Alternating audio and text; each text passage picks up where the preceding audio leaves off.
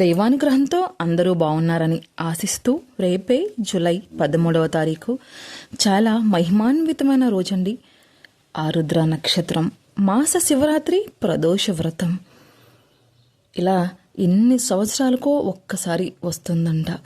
అలాంటి పవిత్రమైన రోజునే మనమందరం ఆ శివయ్యను, ఆ పార్వతీ పరమేశ్వరులను మనస్ఫూర్తిగా ఆరాధించుకుందాం.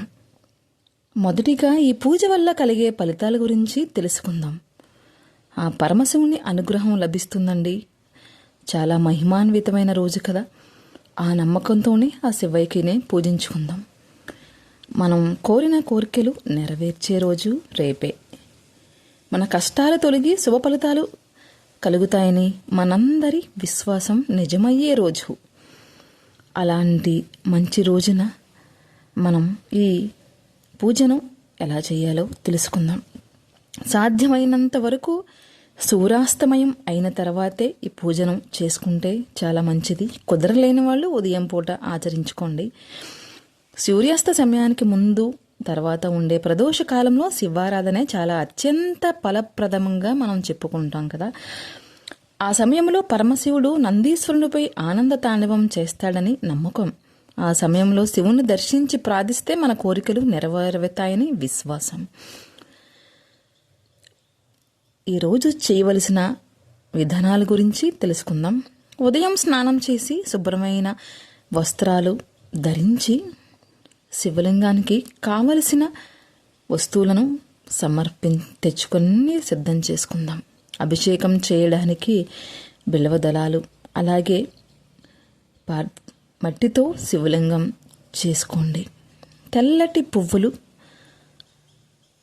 అలాగే పూజా సామాన్లు అన్నీ మన ఇంట్లో సిద్ధంగానే ఉంటాయి కదా, అన్నీ సిద్ధం చేసుకోండి.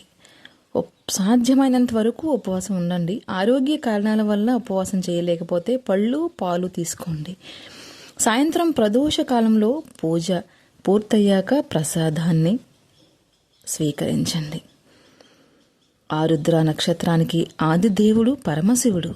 నక్షత్రంలో శివ అని ఆరాధిస్తే మనసుకు ప్రశాంతత, సుఖశాంతి, ఆరోగ్యం ఉంటుంది. అలాగే మాస శివరాత్రి.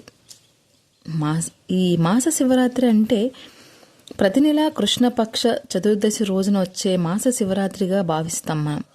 ఆ రోజు ఉపవాసం ఉండి రాత్రి శివనామస్మరణ చేస్తే పాపక్షయం కలుగుతుందని, శివుని కృప లభిస్తుందని నమ్మకం. ఈ మూడు కలిసి వచ్చిన పవిత్రమైన రోజు కదా. సాగినంత వరకు ప్రదోష కాలంలో ఈ వ్రతాన్ని ఆచరించడానికి ప్రయత్నించండి. ఉదయం చేసుకునేవారైతే ఉదయాన్నే పంచామృతాలతో ఆవు పాలు, ఆవు పెరుగు, పాలు, పంచదార, తేనె, ఇక పళ్ళ రసాలు ఏవి సిద్ధంగా ఉంటే వాటితో స్వామివారికి అభిషేకించుకోండి. మీకు ఆలయంలో కుదిరితే ఆలయానికి వెళ్ళి అభిషేకం చేయించుకోండి. కుదరకపోతే ఇంటిలోనే మట్టితో మనం చిన్న శివలింగాన్ని, స్వామివారి రూపాన్ని సిద్ధం చేసుకుని ఆ శివలింగానికి మనం పంచామృతాలతో మనస్ఫూర్తిగా అభిషేకించుకుని, కుదిరితే బిల్వ దళాలను సిద్ధం చేసుకోండి. స్వామివారి పాదాల చెంత ఉంచి నమస్కరించుకుని మీ కోరికను, మనసులో ఉన్న కోరికను చెప్పండి. స్వామివారు ఖచ్చితంగా తీరుస్తారు. అలాంటి మహిమాన్వితమైన రోజును అందరం అర్చించుకుందాం. ఆ శివ పార్వతులను అర్చించుకుని ప్రదోషకాలంలో కుదిరితే ప్రదోషకాలం, ఉదయాన్నే చేయదలుచుకున్న వాళ్ళు ఉదయం కూడా చేసుకోవచ్చండి. నేను చెప్పిన విధంగా అందులో ఏ వస్తువు తక్కువైనా పర్వాలేదు, మనస్సు నిండా భక్తితో స్వామివారిని, ఆ పార్వతీదేవిని మనస్ఫూర్తిగా అర్చించుకున్నట్లయితే మన కోరిక తీరుతుంది. అందరూ ఈ ఆరుద్ర నక్షత్రం, ప్రదోష వ్రతం, మాస శివరాత్రి కలిసి వచ్చిన మహిమాన్వితమైన రోజు, ఎన్నో సంవత్సరాలకు ఒక్కసారి వచ్చే ఈ మంచి రోజుని వదులుకోకుండా ప్రార్థించుకుంటారని ఆ ఆలయానికి వెళ్ళి అభిషేకం చేసుకోండి. కుదరకపోతే ఆలయ దర్శనం చేసి ఆ శివయ్యకి నమస్కారం చేసుకోండి. ఇంకొక విషయం ముఖ్యమైనది ఏమిటంటే, మీకు కుదిరితే శివాలయంలో 27 ప్రదక్షిణాలు చేయటం వల్ల చాలా అనుకూలంగా ఉండబోతోంది భక్తులందరికీ.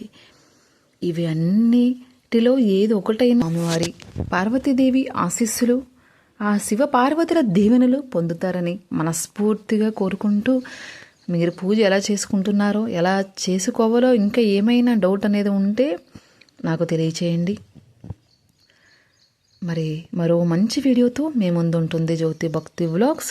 ఈ వీడియో మీ అందరికీ నచ్చినట్లయితే ఒక చిన్న లైక్ చేయండి, షేర్ చేయండి, సబ్స్క్రైబ్ చేయండి.